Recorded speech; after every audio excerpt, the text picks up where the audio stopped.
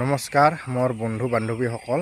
আজি হ'ল মোৰ 22 দিনৰ ব্ৰইলাৰ আৰু 22 দিনত কেনেকুৱা দেখা হৈছে আপোনালোকে কমেণ্ট কৰি জনাব। আৰু বৰ্তমান দানাৰ বস্তাবিলাক মাজে মাজে আনি ৰাখি থৈ দিছোঁ আৰু দানা অলপ দেৰিকৈ দিয়া হ'ব। আজি বডি ৱেট কৰা নাই, মই বডি ৱেটে কৰা নাই। আজি বা কালিৰ ভিতৰত বডি ৱেট কৰিম আৰু ৱেট কৰাৰ পিছতে আপোনালোকক জনাই দিম কিমান ৱেট আহিছে।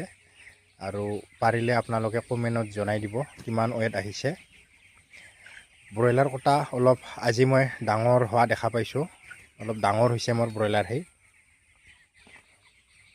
চাওক, আৰু দানাও বৰ্তমান ঠিকমতে খাই আছে। আজিৰ ভিডিঅ'টো কেনেকুৱা লাগিছে কমেণ্ট কৰি জনাব। যদি মোৰ ভিডিঅ' আপোনালোকে নতুনকৈ চাই আছে তেতিয়াহ'লে মোৰ চেনেলটো ছাবস্ক্ৰাইব কৰিব বা পেজত চালে ফেচবুক পেজটো ফ'ল' কৰিব, যাতে এনেকুৱা ধৰণৰ ভিডিঅ' আপোনালোকে পাই থাকে। আৰু আজি মই মাল্টিষ্টাৰ ৰাতি ইউজ কৰিম আৰু আজিৰ পৰা ৰেগুলাৰ ৱেটৰ ঔষধ ইউজ কৰিম।